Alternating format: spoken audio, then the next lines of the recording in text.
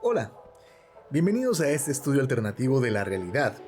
En el capítulo anterior hablamos de la píldora roja como una metáfora de los sesgos que condicionan o limitan nuestra realidad. Y vimos que aunque tenemos muchos de estos paradigmas, básicamente se dividen en tres grupos: los de tipo físico o sensorial, los cognitivos y del que hablaremos en este capítulo, el monstruo creador de simulaciones que atormenta a la ciencia: el sesgo de tipo social, conformado por las creencias capaces de activar emociones que motivan los argumentos, que a la vez refuerzan tales ideas que manipulan nuestra emoción, y en muchos casos sin necesidad de evidencia o independiente de que exista, ya que este sesgo puede hacerte creer que tienes evidencia de algo o incluso negarla y hacer que te quedes en tu zona de confort. Es como una automanipulación o bucle de emociones que se justifican y refuerzan a sí mismas, donde la paradoja está en creer que no tienes creencias abstractas, sino una realidad sólida, objetiva y casi tangible. Para entender mejor cómo funciona este sesgo, vamos a dividir este video en tres partes: pasado, presente y futuro, la función de origen, la función actual y algunas pseudopredicciones según sus efectos colaterales en el sistema. Así que ponte los lentes y quédate hasta el final, para que veas de qué trata el sesgo de Dios y por qué es tan problemático tanto en la política, la psicología, como en las investigaciones sobre el origen de la vida. Ponte los lentes. Seguramente han escuchado el término adaptación, que se refiere al cambio que ocurre en un organismo, individuo o especie al cambiar de ambiente o al cambiar ciertas condiciones de su entorno. Pero si queremos entender mejor la evolución de algo, el concepto de adaptación se queda corto y debemos introducir otros dos conceptos: cooptación y exaptación. La cooptación se trata de una adaptación, ya sea física o comportamental, que se dio como respuesta a algo o cumplía cierta función, pero luego empezó a servir para otra cosa. Hay que resaltar que en la evolución los cambios no siguen un propósito, sino que son aleatorios y somos nosotros los que eventualmente encontramos una función a esos cambios. Por ejemplo, la boca en principio fue una adaptación para comer, pero luego se empezó a usar también para comunicarnos y dar besitos. O el propio acto de comer, que tenía como función la nutrición y luego se convirtió en un acto ritual para fortalecer lazos sociales, al punto que dejamos de comer solo por hambre o necesidad y empezamos a hacerlo para relacionarnos con otros. Por otra parte, la exaptación se refiere a aquellas adaptaciones que surgieron para algo, pero que ya no son funcionales para eso. Es decir, si por cosas de la vida yo empiezo a dar un uso diferente a algo que se usaba para otra cosa, eso es una cooptación. Y si luego dejo de usarlo para lo que se usaba originalmente, será una exaptación. Algunos entienden la cooptación como una causa y la exaptación como un efecto.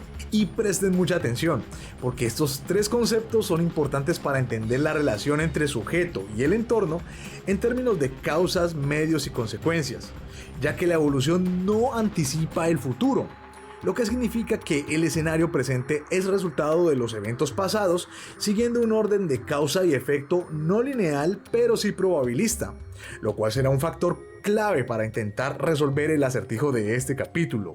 Y es que si la evolución no anticipa o predice el futuro, ¿puede algo tener un efecto antes de suceder? Pues vamos a averiguarlo. Si nos pensamos como el resultado o la consecuencia de una larga cadena de eventos o causas, podemos decir que no tenemos manos para sujetar cosas, sino que tenemos manos porque se desarrollaron a medida de que nuestros antepasados usaban sus extremidades en esa forma. Y si nosotros continuamos con este uso y logramos dejar descendencia, probablemente nuestra descendencia en el futuro aún siga naciendo con manos, mientras no surja alguna mutación producto de la contaminación o algo que haga que todos sigan naciendo sin brazos. En otras palabras, la selección natural conserva lo que sirve o brinda una ventaja para la supervivencia. Tal vez sea más apropiado decir que se conserva lo que no estorba, independiente de que brinde una ventaja o no. De hecho, una ventaja adaptativa muy poderosa para la supervivencia o la reproducción eventualmente podría permitir que sigan existiendo otras cualidades o características menos funcionales. Si este punto está claro, continuemos. De modo que somos producto del pasado y no del futuro. Otra forma de entender la adaptación es decir que un atleta no es musculoso para que pueda hacer ejercicio, sino que es musculoso por haber hecho ejercicio. sin dejar de lado que ya se dispone de una estructura muscular heredada que posibilita estos ejercicios. Por cierto, algo que me llama mucho la atención es que cuando se narra la creación en la Biblia, se hace cierto énfasis en que Dios conserva lo que funciona, pues la expresión "y vio Dios que era bueno" se utiliza en el Génesis después de cada día de la creación para resaltar que Dios estaba conforme o satisfecho con su obra. Y no sé ustedes, pero a mí esto me parece una referencia a la selección natural desde una perspectiva creacionista. ¿Quién sabe?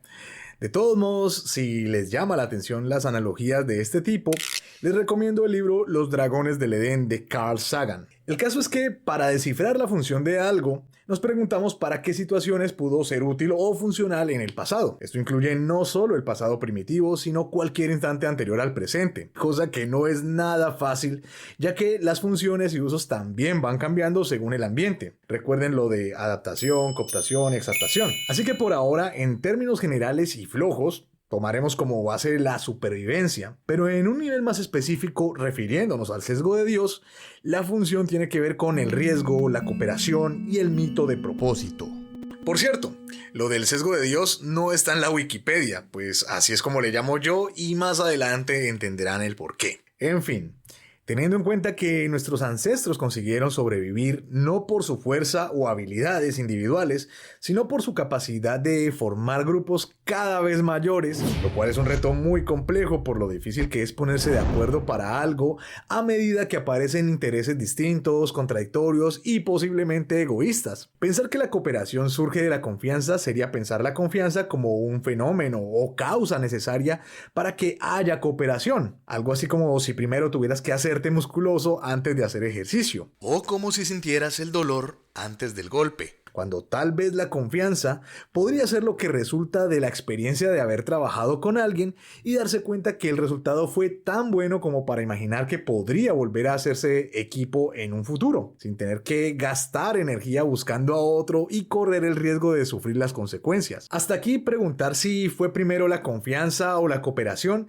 parecería un dilema similar al de si fue primero el huevo o la gallina, pero así como sabemos que fue primero el huevo pero no fue puesto por gallinas, podríamos pensar que primero fue la experiencia, pero no precisamente entre personas, sino con elementos del entorno. Por ejemplo, aprender a evitar los frutos malos y elegir los buenos por su apariencia antes de comerlos, o saber elegir la rama que me va a sostener sin romperse, podría ser parte de eso que llamamos confianza, pero que al final de cuentas se da por el recuerdo de una experiencia pasada que sirve como referencia para evitar riesgos al imaginar probabilidades a futuro. Así, podemos decir que la estabilidad en los eventos del ambiente, como que las cosas siempre caen hacia abajo, o que si te golpeas te duele, lo hace predecible, y esa capacidad de predecir la posibilidad de superar o resolver una situación evitando el sufrimiento es la que daría paso al sesgo que conocemos comúnmente como confianza, y que luego por cooptación se comenzó a aplicar hacia otros individuos y otras entidades abstractas de las que hablaremos más adelante. Pero aunque la capacidad de hacer predicciones nos dice cómo funciona la confianza,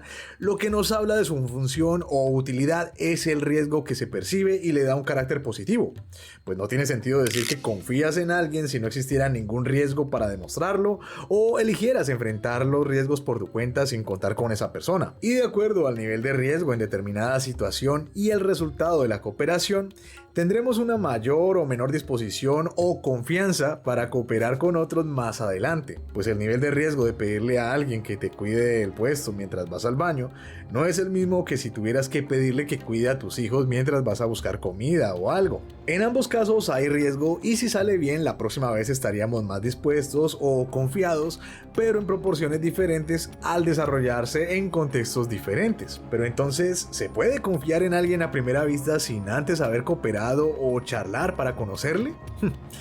¿No se supone que la evolución no anticipa el futuro? Pues ahí está la clave. Ya que la cooperación se da en otras especies, podemos suponer que este rasgo surgió antes de que existiera un lenguaje verbal tan sofisticado como el nuestro, por lo cual se asume que no surge de forma racional luego de un análisis introspectivo de lo que dice otra persona, ni se da de forma planificada como quien dice a partir de mañana voy a comenzar a confiar en esta persona, o poner condiciones explícitas como si dice estas palabras entonces confío, pero si dice estas otras palabras no confiaré. De hecho, la paradoja de pedirle a una persona que haga haga algo para que se gane tu confianza está en que luego desconfíes de ella al no saber si te hace caso para ganar tu confianza y luego aprovecharse de ti a futuro. Entonces, no. Así no funciona. Esto se da por los gestos que inconscientemente asociamos con entornos seguros, experiencias pasadas positivas o que representan algo de nuestra propia identidad. Por lo que a veces puede pasar que si no has hablado con alguien de tu barrio o la empresa en que trabajas y te vas de viaje lejos donde no conoces a nadie y por casualidad te encuentras con una de estas personas, eventualmente sientas una mayor disposición a saludarle o algo, sin antes haber cooperado ni nada de eso. De manera que todo lo que hemos vivido nos predispone en mayor o menor medida a confiar o desconfiar de otros, incluso antes de conocerles. Ahora que ya tenemos un contexto de la función de origen, pasemos a la segunda parte.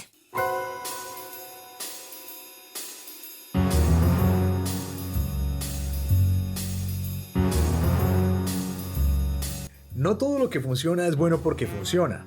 Por ejemplo, el tráfico, la venta de drogas y muchos negocios ilegales funcionan y no por eso son buenos para la salud o la supervivencia. Tener esto claro es muy importante para un estudio neutral y objetivo de los sesgos como el de la confianza, que asumimos como algo muy bueno o necesario para la cooperación eficiente. Pero, ¿qué tan cierto es esto? Quedamos en que las experiencias pasadas pueden crear un sesgo sobre el presente y lo que esperamos a futuro, y esto nos lleva a hacernos una idea generalizada y estereotipada de ciertas situaciones. Por ejemplo, imagina que vas de excursión por la selva y de repente encuentras un arbusto en forma de jirafa. ¿Pensarías que creció así o que alguien lo podó y le dio esa forma? Ahora imagina al primero de nuestros ancestros que tomó una roca, esculpió una figura de una mujer y la dejó por ahí. Si la hubiera encontrado una tribu que nunca había visto a otros humanos y que no tenía idea de esculpir rocas, ¿qué creen que podrían pensar al ver este objeto? Este ejercicio mental no solo sirve para reflexionar sobre la interpretación que podemos hacer de algo cuando no sabemos si es producto del azar o si su forma se debe a un diseño deliberado con algún propósito, sino también para darnos cuenta que según nuestra experiencia, paradigmas o creencias, podemos llegar a interpretaciones diferentes que nieguen o confirmen una idea previa cuando la realidad puede ser muy diferente. Así como pasa con las interpretaciones que podemos hacer de las obras de arte sin saber lo que quiso expresar el autor. De hecho, esta es una de las razones por las que le llamo el sesgo de Dios, ya que nuestra experiencia previa respecto a la forma en que diseñamos cosas puede llevarnos a pensar que también hemos sido diseñados por alguna inteligencia con algún propósito. Y en el caso de las personas, también se hacen generalizaciones a partir de un rasgo específico, ya sea por su apariencia, una creencia o una conducta, pensando que si viste así es porque le gusta esto y si le gusta esto entonces cree en esto otro y así.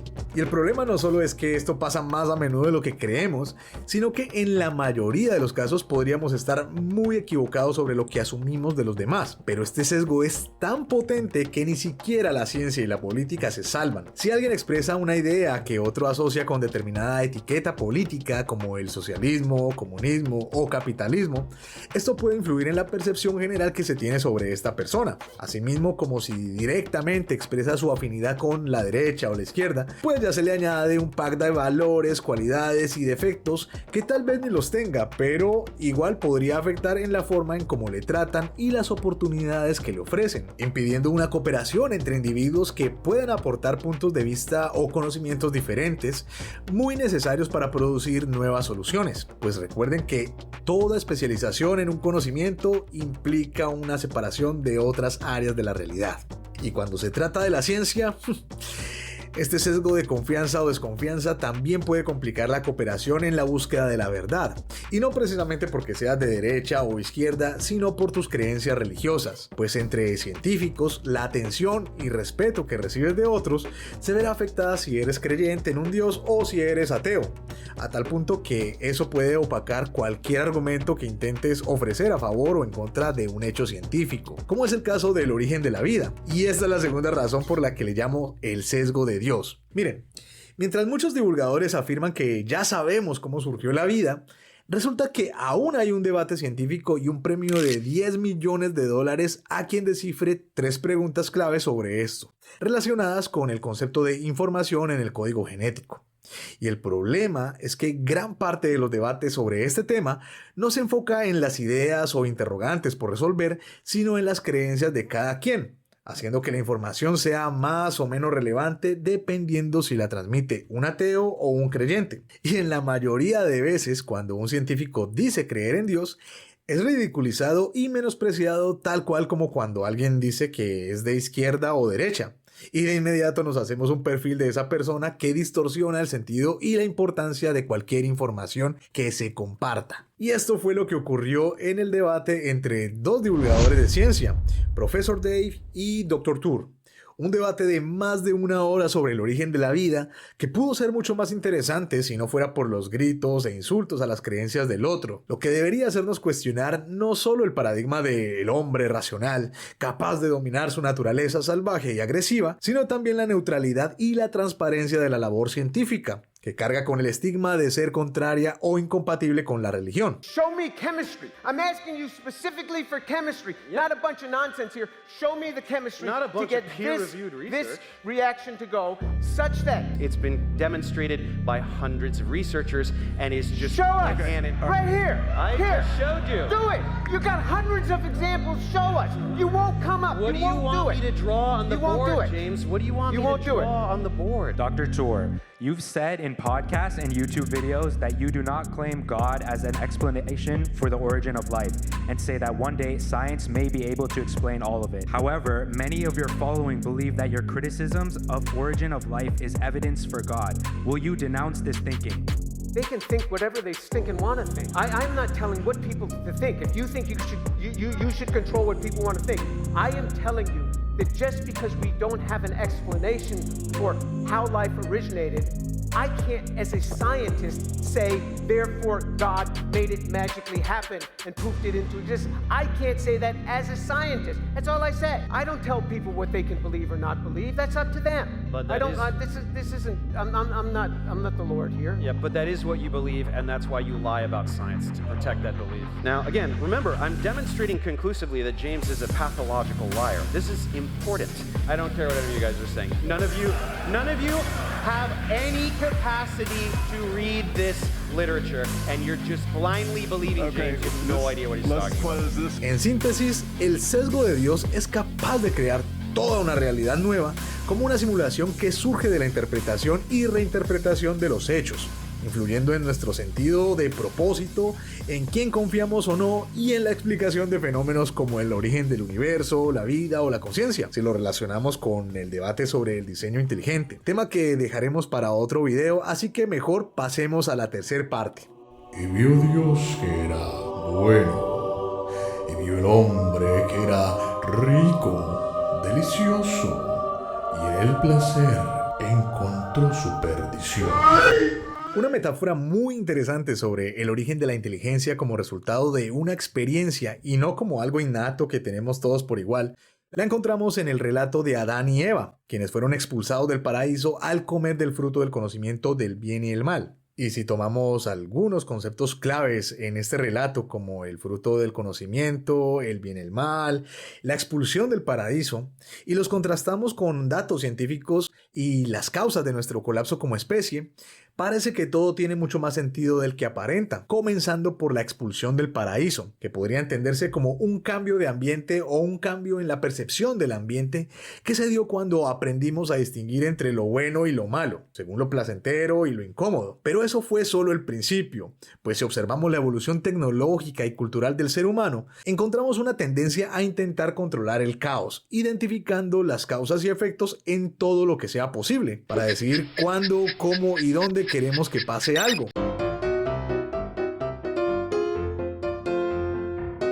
Según Michio Kaku, aunque pensamos que la inteligencia es saber cosas, la esencia de la inteligencia es ver el futuro. Pero, ¿de verdad podemos ver el futuro o es que no somos inteligentes?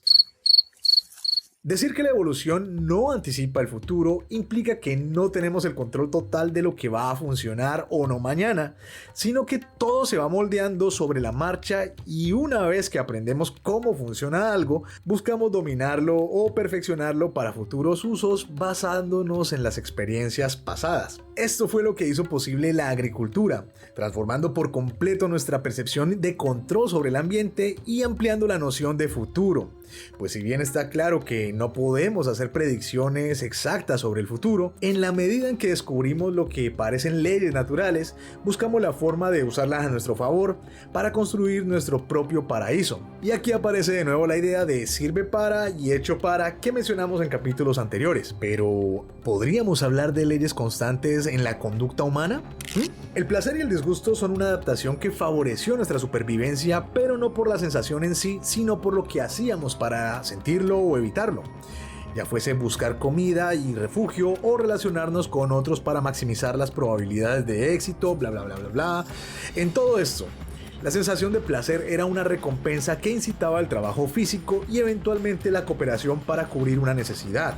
Por ejemplo, la satisfacción que brinda la dopamina en principio servía para mantener la atención y sensación de progreso al momento de buscar comida o pareja. El problema apareció a medida que fuimos adaptando el mundo a nuestras necesidades, guiados por las sensaciones de placer como un fin en sí mismo y no como una recompensa para motivarnos a hacer un determinado trabajo para sobrevivir. Como cuando dejamos de comer por hambre o necesidad y empezamos a hacerlo por el simple placer en sí. Luego, mientras reducíamos nuestra incomodidad y el esfuerzo para conseguir estas sensaciones de placer, descubrimos cómo activarlas al punto de poner en riesgo nuestra supervivencia con tal de obtener un poco de placer. Así, la función que cumplían estas sensaciones en un principio como adaptación para sobrevivir en un ambiente hostil, se han ido transformando en una exaptación, en muchos casos más bien disfuncional, a medida que buscamos atajos a los procesos naturales de la vida. Mejor dicho, la función de placer era una cuando nos teníamos que adaptar al ambiente hostil que nos formó como especie y dejó de serlo cuando adaptamos el ambiente a nosotros según nuestro criterio de bien y mal. Del mismo modo que el dolor tenía como función alertarnos del peligro y luego se empezó a usar como un medio o herramienta para intimidar, someter y controlar a otro, ver el placer como un objetivo abrió la posibilidad de usarlo como un medio o herramienta para motivar a otros a hacer algo. Y algo similar ocurrió con la confianza al dejar de entenderla como un resultado de la cooperación y empezar a pensarla como una herramienta necesaria para conseguir el apoyo y el esfuerzo de otros. Pues al creer que los estados mentales no son el resultado de un trabajo, sino que el trabajo es resultado de las sensaciones, empezamos a buscar la forma de crear sensaciones ficticias para conseguir que otros trabajen por nosotros por objetivos abstractos como la felicidad o promesas de éxito. ¿Y qué creen? Pues funciona, pero no en el sentido de crear confianza, felicidad o paz de la nada, sino en el sentido de monetizar la promesa de tales estados mentales al punto que hoy tenemos toda una industria dedicada a la salud mental, monetizando el estrés y la ansiedad como si fueran enfermedades que curar y no el resultado de condiciones socioeconómicas. Y ojo a esto, porque aquí no se niega que la depresión y otros estados mentales puedan ser resultado de factores biológicos o por otras situaciones o circunstancias, sino que se resalta el uso de estas etiquetas para atender intereses económicos. Así que cuidadito con la interpretación de esto para que luego no anden diciendo que yo dije que los ricos no sentían depresión o que la causa de depresión en los pobres siempre es por falta de dinero. Hay que aclarar que esto no fue planeado, sino que se fue dando de forma progresiva, casual y espontánea, incluso mucho tiempo antes de que existiera la neurociencia y todo el conocimiento sobre las hormonas de placer y el sistema de recompensa. Y se dio con un invento al que hoy conocemos como dinero. Esto sin negar la posibilidad de otros factores previos que facilitaron otro tipo de cooperación. El proceso natural para que se diera la confianza era arriesgarnos a cooperar primero por un objetivo en común y sacar conclusiones para ver si había salido bien. Pero la cooperación no es una tarea en sí misma como lo es el acto de buscar comida, fabricar un refugio o defendernos de un predador. O sea, que yo no puedo decirle a dos personas cooperen y esperar a que pase algo. Pero si les digo que preparen un asado juntos, pues ya les estoy dando una instrucción más específica para detonar una acción en equipo. En otras palabras, la cooperación no es un objetivo ni una tarea, sino una forma de hacer algo, buscando ser más eficientes en el proceso. El problema es que no a todos nos interesan las mismas cosas o contamos con los mismos recursos. Y es aquí donde el dinero resulta una ventaja al hacer más práctico el intercambio de servicios y recursos, ya que a diferencia del grano, el dinero no caduca con el tiempo, se puede transportar en pequeñas cantidades y lo más importante es que había conseguido sistematizar la función predictiva de la confianza para la cooperación. Y como resultado de esto, aunque solo se trate de algo simbólico donde el valor se encuentra en nuestra imaginación colectiva, poco a poco se fue convirtiendo en el paradigma de éxito de nuestra especie. Para una versión más completa de esta historia les recomiendo el libro Sapiens de Yuval Harari. La trampa del dinero no solo está en que pasó a ser más importante que el trabajo que hacemos para conseguirlo, haciendo que muchos estén dispuestos a cometer los peores actos por dinero, sino que está en creer que de verdad representa de forma objetiva los recursos disponibles y no los que uno se imagina, cuando lo que uno imagina es mayor que lo que hay disponible en el mundo físico. De hecho, más del 90% del dinero ni siquiera existe en forma física, sino que son códigos que viajan en una red virtual. Y todo esto es posible por nuestra capacidad de recrear o simular todo un mundo ficticio de expectativas a partir de las experiencias pasadas propias o ajenas. Así los vendehumos pueden lograr que les des todo tu esfuerzo físico con la promesa de llevarte de regreso al paraíso. Pero este sesgo de Dios que nos da la ilusión de predecir y controlar el futuro parece ser una desventaja cuando se trata de diferenciar entre necesidad, objetivo, tarea, medio y resultado, ya que estos conceptos varían según las circunstancias, y pensar que podemos predecir el futuro nos ha llevado a anticipar necesidades y acumular recursos que ni siquiera alcanzaremos a gastar. Otros gastan todo al asumir que no hay futuro y otros se enfocan en objetivos que restan importancia a los problemas más urgentes, como los que planean iniciar una civilización en Marte a costa de la esclavitud de millones de personas que sacrifican su vida para financiar estos proyectos. Al final, la paradoja de intentar controlar nuestro futuro está en que es la percepción de futuro la que nos controla. Ver el dinero como un objetivo y no como un medio para obtener recursos ha establecido una competencia por dinero donde el medio o recurso es el ser humano. Y si la confianza es resultado de la cooperación, la desconfianza es resultado de la competencia. De modo que al no poder generar confianza mediante el trabajo colectivo y el entendimiento mutuo, en la era virtual se compra con likes y seguidores. Así, todo el placer que surgía del trabajo en equipo toca fingirlo mientras nos diluimos en la ansiedad y la depresión. Y es así como luce la expulsión de un paraíso que quedó en el pasado. Algo que tal vez se pueda revertir si dejáramos de ver el placer, la confianza y la felicidad como objetivos que alcanzar y los consideráramos como resultados de un trabajo colectivo donde el objetivo principal sea la supervivencia de la especie. Y a partir de aquí todos tengamos una función por la cual ser valorados al ser parte de algo muchísimo más grande que nuestra propia individualidad. Está claro que estos temas requieren de un análisis mucho más extenso y por eso vamos parte por parte hasta llegar al algoritmo que nos ayudará a estudiar todo el sistema. Por ahora, si les ha gustado este contenido y quieren apoyar este proyecto, aunque sea con el equivalente a una taza de café, en la descripción les dejo el link a Patreon y PayPal. Y si no, al menos compartirlo en sus redes o comentar lo que sea sería de mucha ayuda para favorecer al algoritmo. No siendo más, nos vemos en un próximo capítulo de esta temporada de simulaciones y recuerden que, para resolver los problemas de nuestra realidad, debemos descifrar los enigmas de nuestra percepción. Así que, ponte los lentes y sígueme para más contenido. Ponte los lentes.